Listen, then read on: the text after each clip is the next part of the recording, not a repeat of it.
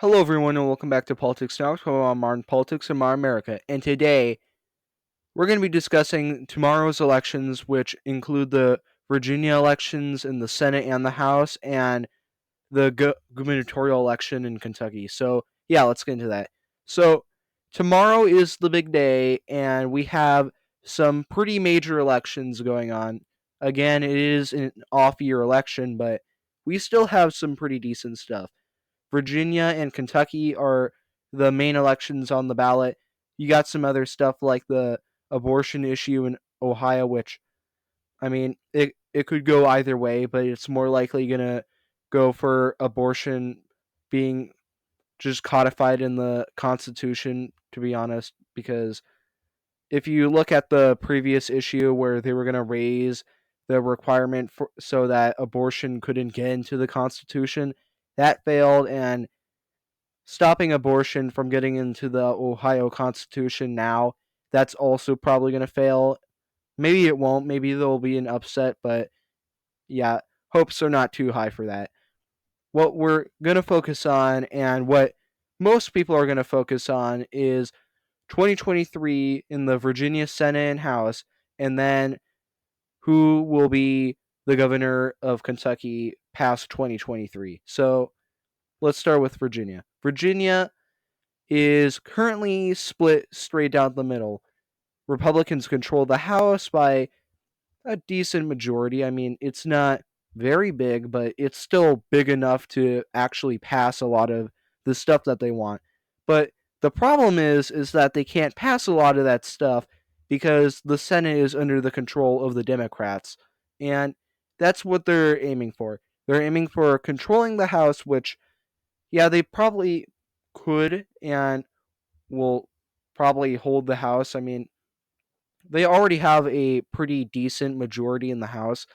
They only need to lose about 2 seats, but and then they still have a majority in the House because again, you have that tie-breaking vote held by the governor which is under Republican control. So you have all of that, all those Republican seats are going to break that tie, and now, since you got the House secured, you need to aim for that Senate. And the Senate is also very, very close.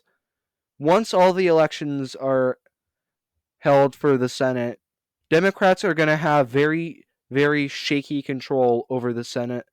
And if they even win the Senate, it's still going to be just barely, maybe by 1 seat, or if they're lucky, 2 seats.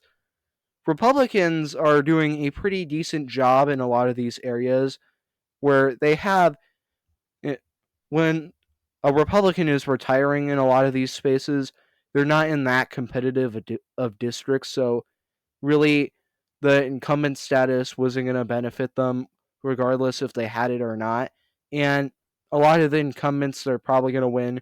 Really, a lot of the Democrats retiring in some of these areas, some around here and then kind of by DC, they might be under a little bit more threat, but they still should have a relatively easy time, same as the areas where the Republican incumbent is retiring. They should have a fairly decent time at winning that seat. But a lot of these, which are total toss ups, they're not looking too good for the Democrats, and they could possibly go Republican just due to their location, trends there, and the fact that if you look at the previous election, a lot of these places were very tight, and that's when Democrats held a pretty decent majority and a pretty large share of the popular vote. And Republicans in Virginia, they are most likely going to have a larger share of the popular vote and just higher turnout this election than the past Senate election. And that is going to hurt Democrats and their control of the Senate and maybe even give Senate control all the way to the Republicans because Democrats, just with early voting and mail in voting, they are not having as high of turnout that they need to actually hold the Senate and hold it by a decent enough majority that they don't get stuck in an even split that just ends with a tiebreaker that is under Republican control. Because Republicans, they only need one seat. They only need to gain one seat and they have control of the Senate, because even if it's a 50-50 split, the fact that the governor is a Republican and the attorney general is also a Republican, that means that they are going to have that tiebreaker vote go into their favor. And once Republicans have control of the governorship, the Senate, and the House, they have their trifecta and they can pass pretty much anything. Maybe maybe some things might be exempted, but outside of that, they'll have pretty much free reign to control and pass almost anything that they want in Virginia. And Democrats, they're not exactly doing a great job at defending their seats in the Senate or trying to go on the offense in the House, because they're running really, really bad candidates in a lot of these swing areas, which, I mean, it's going to lose them the House if they keep running these terrible candidates and keep underfunding them when they really need funding. When you're running for the House and Republicans have the majority, you don't have the benefit of underfunding a lot of your candidates in competitive districts when none of the analytics are on your side. A lot of these areas where Democrats are retiring when they're in competitive districts, Republicans are funneling money there while ditching money from a lot of the safe red districts. Democrats are doing the exact opposite. For some reason, they're funneling money out of the competitive districts and funneling it into the DC metro area nearby here. And a lot of those are D plus 15, 20. They're very Democrat districts. So why are you funneling money there when you clearly don't need it? Why are you not funneling money to the competitive districts that you need to win if you're going to have any chance or any opportunity to retake the House? Because House is going to go Republican if they keep this up, and we're 1 day away. So you don't really have a lot of time to fix your mistake if you have any time to do it at all. So, House, it's looking like it's probably going to go Republican. I mean, they already have control of it, and they don't really need to try too hard to actually retain their control. So, Senate is going to be the major source of contention, and they're just Democrats are doing really, really poorly there, and they're running really bad candidates in a lot of these competitive districts where, again, they're funneling money into the safe districts, yet they're underfunding in a lot of these more competitive districts. I don't know why. Maybe they're just really incompetent, which, I mean, that's kind of why they lost the governorship. And the Democrat Party in Virginia is looking a lot more on the same level as the Republicans in Michigan. They are that incompetent, and they are going to lose the state for Democrats if they keep acting this incompetent. And Republicans, they've only gotten more competent. After Glenn Youngkin's victory, they have gotten extremely competent, and they are ready to retake all parts of Virginia. And they are going to terraform the state to become a red state, and that is going to be reflected in 2024, where if Republicans get the governorship, the Senate, and the House, it is definitely going to be reflected in 2024, where, yes, it will probably still vote for Joe Biden, but that margin is going to be a lot tighter than it would be if Democrats even held on to the Senate or even regained the House.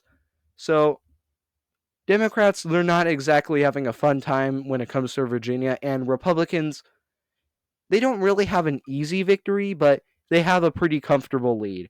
And they're definitely going to have an easier time at winning all parts of Virginia than they are going to have a easier time when it comes to Kentucky.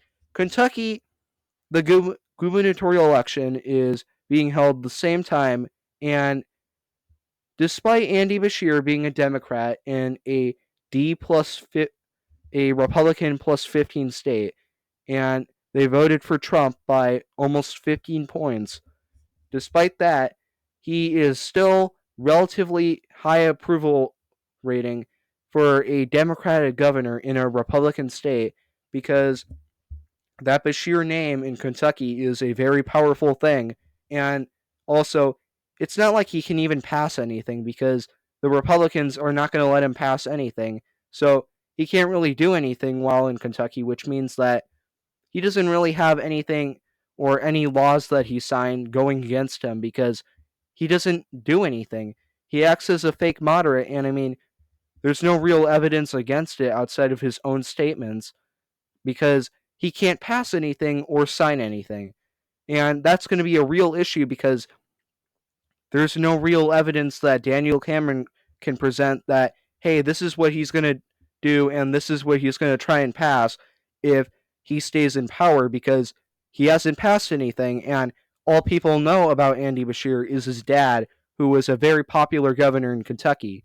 So Daniel Cameron, he's going to be running that campaign, and so far, not exactly the greatest campaign. I mean, Trump's helped him out a little bit, but it's going to be down to the wire if Daniel Cameron can manage to flip that seat, or Andy Bashir, his last name is just that powerful that he's going to keep the seat, because 2019, that's basically what won him the governorship. He had an unpopular Republican incumbent, and he had his last name that reminded people of his dad, who was also a very popular governor.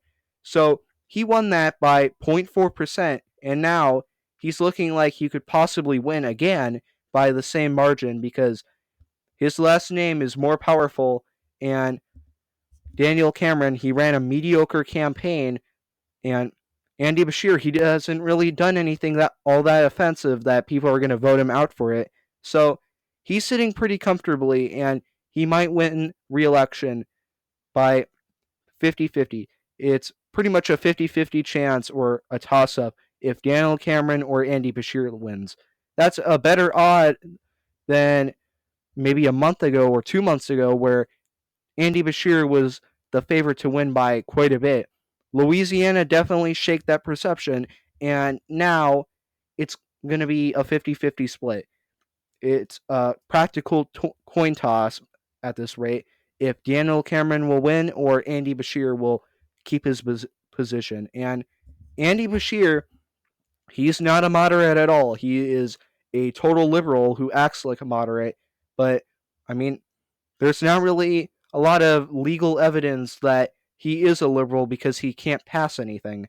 So, my prediction, Andy Bashir is probably going to win. I mean, there's not a lot of things going against him outside of Daniel Cameron being a Republican and him being a Democrat, but that's pretty much the only thing against him in a Republican majority state.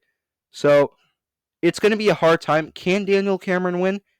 Maybe, but it's going to be a lot harder fight than the Virginia Senate race or the Virginia House race. So, yeah. Anyways, if you think Virginia will go Republican or Democrat, leave in the comments below. If you think the Kentucky gubernatorial election will go Republican or Democrat, leave in the comments below. And yeah, I'll see you guys next time. Can't wait for tomorrow where we have all these elections and we can finally see the results. Bye.